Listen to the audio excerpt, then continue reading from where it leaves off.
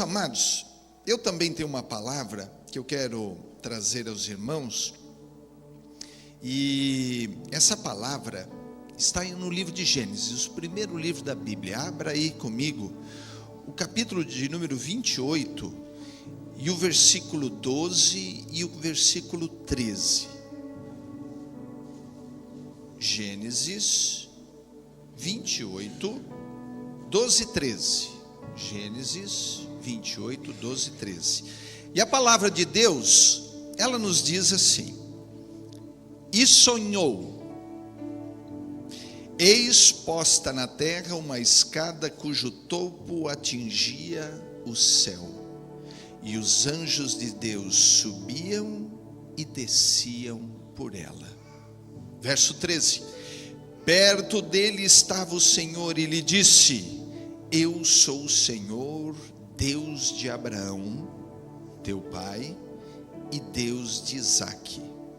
A terra em que agora estás deitado, eu te darei a ti e a tua descendência. Essa é a palavra de Deus. Você pode dizer amém? Antes o presbítero Everton falou que Deus tem que estar no centro das nossas vidas. E aqui, especificamente nessa história envolvendo Jacó, o grande líder, o patriarca da nação de Israel, ele tem aqui, já a partir do verso 13, um encontro com Deus. E Jacó não teve só um encontro com Deus. Aqui nesse encontro ele sonhou. Deus deu um sonho para ele. Mas se você atentar e ler e meditar na palavra, você vai ver que ele teve ainda outras experiências. Teve outros momentos que também ele sonhou. Teve outros momentos que Deus se apresenta e a voz de Deus fala com Jacó. E teve momentos que Deus se apresenta como que um homem, o anjo do Senhor, a ponto de os dois lutarem. É uma experiência extraordinária, fantástica. Em todas essas experiências, Jacó então teve vários encontros com Deus. A pergunta que eu faço para você essa noite é: você já teve um encontro com Deus? Eu vou talvez fazer uma outra pergunta para você refletir mais sobre isso.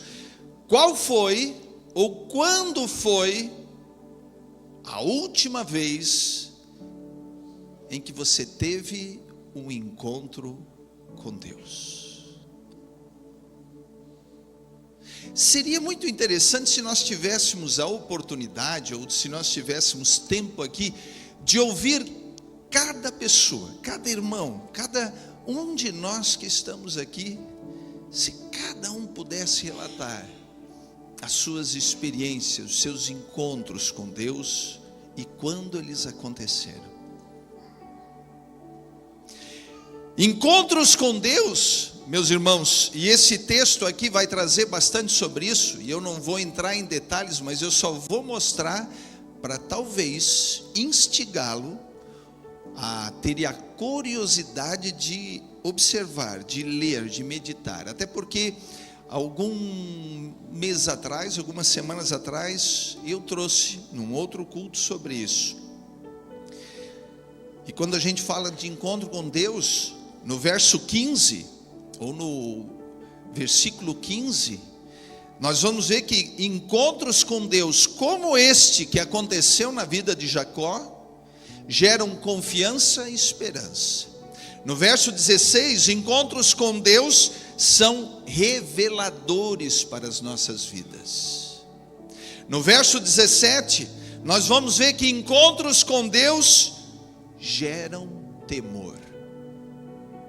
E não é medo só, mas principalmente mais reverência a Deus. E no verso 18, nós vamos ver que encontros com Deus ficam marcados em nossas memórias. Não só ficou marcado na memória de Jacó, como também se transformou num memorial para toda Israel, inclusive para a palavra de Deus. E por fim, o verso 20 vai dizer que encontros com Deus levam-nos a compromissos, a promessas e até votos com Deus. Uma coisa que eu aprendi, meus irmãos, desde o início da minha caminhada, eu e a pastora Verônica, aprendemos algo que eu sempre compartilho quando estou ensinando, quando estou pastoreando, quando tenho a oportunidade. Quando você se compromete com Deus, Deus se compromete com você. Eu vou repetir. Quando você se compromete com Deus, Deus se compromete com você. Quem já teve experiências nessa área da sua vida? Glórias a Deus. Foi o que aconteceu com Jacó. Jacó fez um voto. Jacó se comprometeu com Deus. E veja que nesse encontro, meus irmãos, é interessante, porque Jacó, ele começa a passar por uma transformação. E entre tantas transformações que Deus vai fazendo, vai promovendo na vida dele, de Jacó, ele passa de um homem ganancioso. Interessante isso, hein? Ele passa de um homem ganancioso para um homem doador. Olha a diferença. Ganancioso, doador.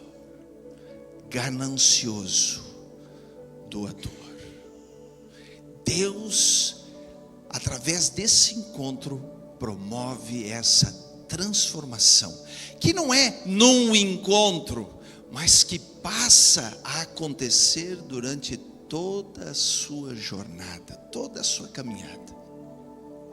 E nesse mesmo encontro, que nós lemos aqui, lá no versículo 22, Jacó, no seu compromisso com Deus, ele entende que tudo que Deus estava e ainda ia fazer na sua vida, era algo que não era por causa de Jacó, mas por causa do amor e da graça de Deus.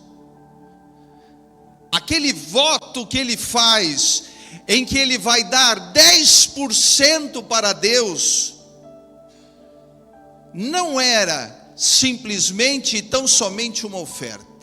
Não. Jacó, como está escrito aí, você pode ver nas duas últimas linhas, o texto vai dizer: de tudo quanto me concederes. Olha o voto de Jacó: de tudo quanto me concederes. No original, o concederes quer dizer dar. Ou seja, Jacó disse para o Senhor: Senhor, eu estou fazendo um voto contigo aqui, e de tudo que tu me deres, de tudo que tu me dar, se você quiser conjugar errado, mas para entender bem, de tudo que tu me deres, certamente eu te darei o dízimo. Ou seja, Jacó, antes da lei, já entendia a dinâmica do dízimo, ou seja, de ser um dizimista, pastor Anilton. Seja bem-vindo, pastor Anilton.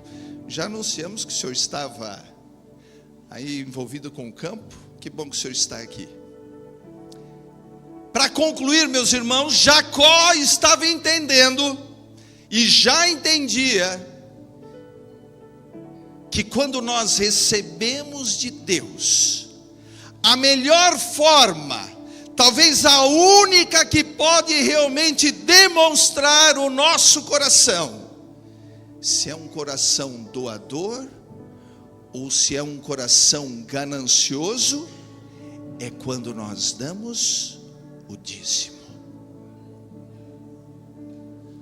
Ou seja, Jacó entendia que ele estava devolvendo, aleluia, 10% do que Deus estava dando para ele. E se você olhar os próximos capítulos, o 30, o 31, o 32, você vai ver como Deus abençoou esse homem. Como Deus abençoava tudo que Jacó colocava às suas mãos. Às vezes, para encerrar, nós nos fazemos de ignorantes nesse assunto, de não entendidos nesse assunto. Nós queremos que Deus nos abençoe, não só na vida espiritual, não só na vida conjugal, não só na vida familiar, nos relacionamentos. Nós queremos sim, que Deus nos abençoe na nossa profissão, nos nossos negócios e também na parte financeira. Mas queremos que esse assunto de devolver o dízimo não faça da parte da nossa vida individual. Não ignore essas coisas. Entenda a dinâmica. Sabe, meus irmãos, existem 3 assuntos que incomodam as pessoas. Sabe quais são os 3? O primeiro deles, tratar dentro da igreja. O primeiro deles é o pecado. Tratar pecado é uma coisa que para muitas pessoas incomoda. O segundo deles, sabe qual é? É sobre o chamado. O chamado que Deus tem com todos. Não é só com os pastores que estão aqui. Não é só com as missionárias e as pastoras. É com toda a igreja. Comigo e com você. Quantos estão entendendo? Isso incomoda. Porque isso cutuca em cada um de nós. E sabe qual é o terceiro assunto que incomoda muita gente? Você sabe, é o que eu falei aqui hoje. É ser ofertante, contribuinte e dizimista fiel. Incomoda. Talvez essa noite, o que você precise, o que nós precisamos, é dizer assim para o Senhor: Senhor, me ajuda a entender e a viver essa verdade. Você consegue repetir comigo? Aí nós vamos encerrar. Repita assim comigo: Senhor, me ajuda a entender e a viver essa verdade.